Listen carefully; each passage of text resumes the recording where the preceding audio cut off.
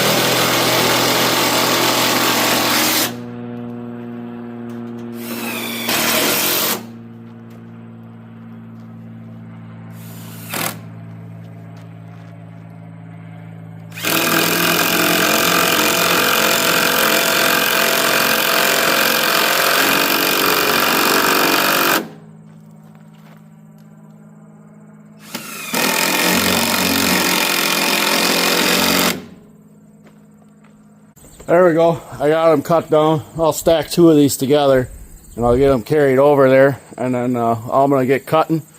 Probably at least a bucket full split dumped on, and then after that we'll add these on. I'll bring you along. I put plastic down underneath, and then I set these down, and then I'll wire these to the other ones, and I'll wire 2 of them together. So you'll see that here soon. So I got a pile on the rack here. I'll get them cut up. I brought out my 355 T today to cut just because I want to. I do have a bunch of smaller stuff that's on that pile. It'll be coming over here, but I'm going to get this all piled up and then I'll probably start splitting. And I did bring a secondary tote over here, so if I got some nasty uglies, I'm not throwing them all the way over here to this one, which I brought over here for when I have cookie cutoffs from this, that I can get rid of them right away. So we're gonna get set up and we're gonna get going.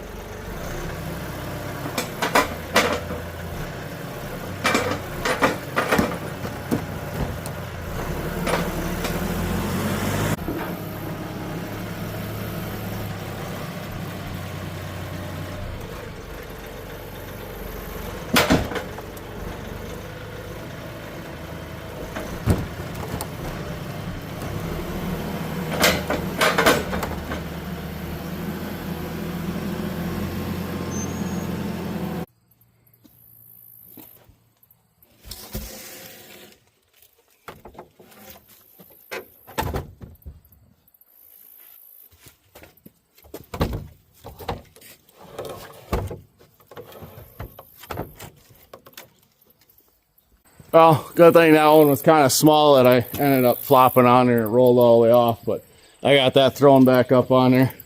I got a pile loaded on here. That should be enough to finish filling that up, and then I'll reload the deck before I take the tines off and put the bucket on. Now we're going to split that pile up, but the little 355 is doing a good job. I mean, we're getting a nice pile of sawdust down there.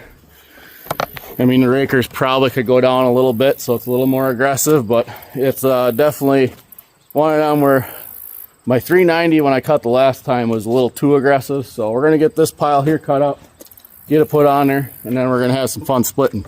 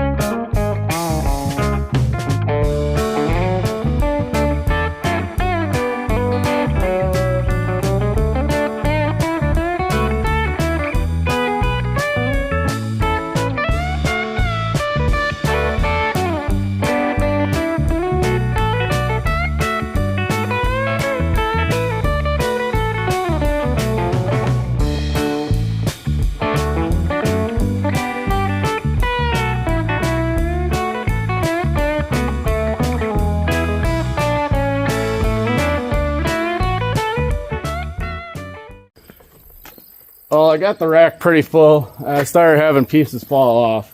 I have been contemplating that I might put some side posts or boards or something on here just to help keep it from falling off. But I do have a few logs left on here. I'll get them rolled forward. I'll probably grab a few more, and then I think I'm going to put the bucket on. I'm going to split that because I do plan on cutting and splitting a fair pile today. So that's what we're going to do. I want to load a few more on there, put the bucket on, and we're going to get that split.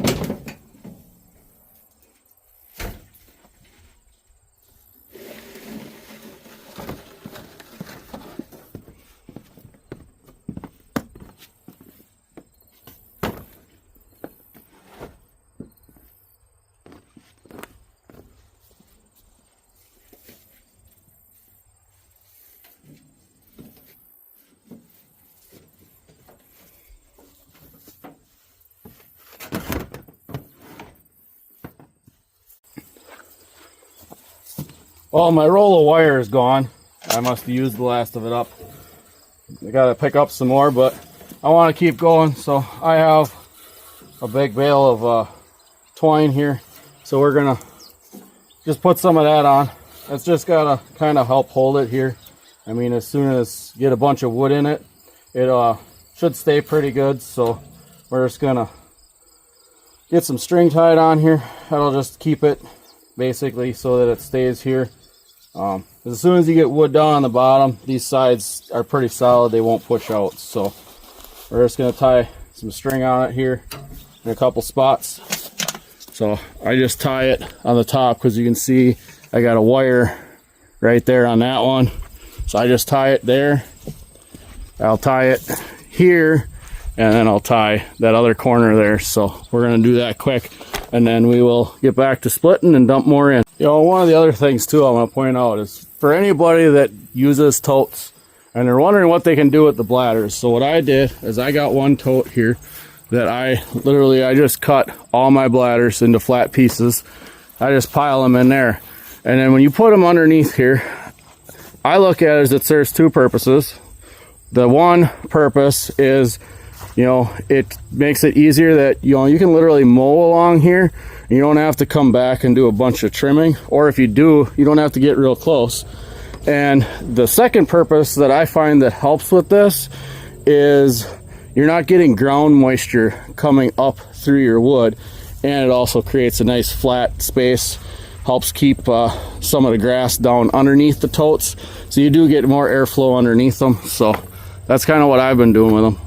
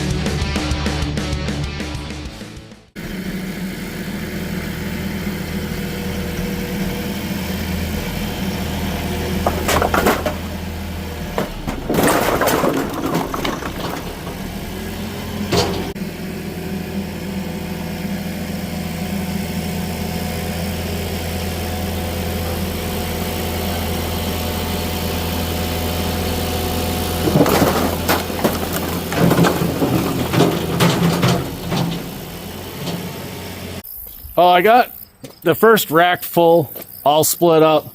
So all I'm going to do is I'm going to get the rest of this here all cut up, throw it on there, get that split, and then I'll get my sawdust and my mess all cleaned up here, because that's about all I'm going to have time for today. So I'm going to get the rest of this cut up, get it on the table, and then we will go back at splitting, see if we can get that first section of the bin that I just added on, get that filled up. If I get that filled up, then I'll add on the next section, so that way it's set for the next time. So we're going to get at cutting.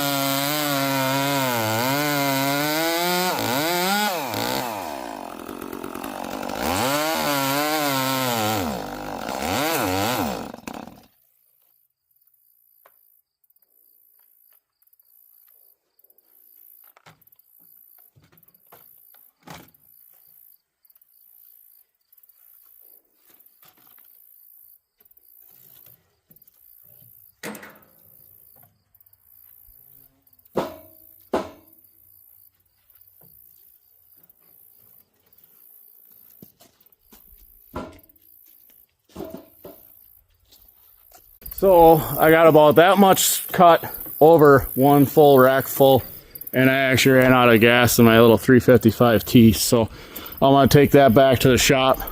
I think I'm just gonna grab my 390 because I'm pretty sure I still got enough fuel in my 390 to finish cutting this up. So that's what I'm gonna do. I'm gonna go grab another saw. We're gonna get the rest of this cut up. Well, there you can see, so I got that all cut up, I got it all split, and I got a pile of some trash and slash there. So I'm gonna scoop that up, throw that in a bucket, and then I'm gonna scrape a bunch of the sawdust out and put it in my sawdust tote here. And then I'm going to actually show you how easy it is for me to clean up by the rack, because you know, you do get a fair amount of sawdust and stuff down there. So we're gonna show you how I do that quick. So that's pretty easy. I just pick this up, just walk back with it, and just stand this up. Get a bunch of sawdust and stuff falls off of there.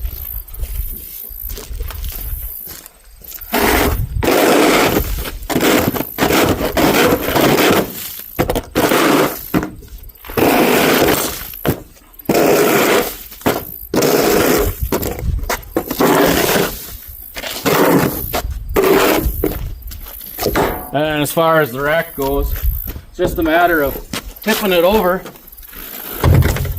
I mean, I usually go all the way just because it kind of shakes a lot of the stuff off. And then I can scrape this all out of here.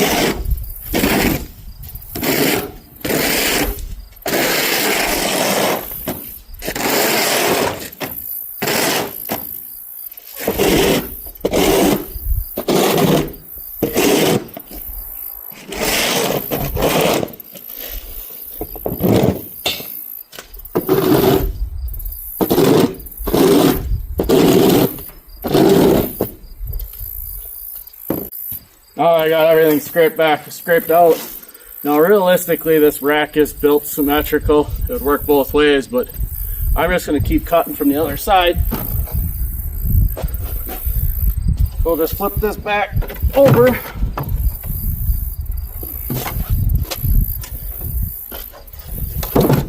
And it will get lighter as it dries more.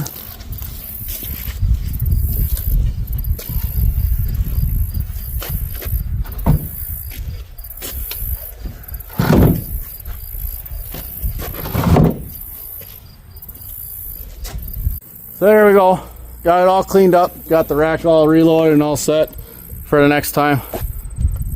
So I got one full section here filled up, and after I had that done, I did come in from the side and I dumped one bucket on the top to kind of create a peak, and then I put some more plastic down here, and then I got my next two totes set up, so that way, I mean, I had this pile was out here to about there. So that's probably about 12 feet that we've taken off the piles. So we'll be getting at this hopefully shortly, and getting a bunch more done. So thanks for watching. We'll catch you on the next one. Bye.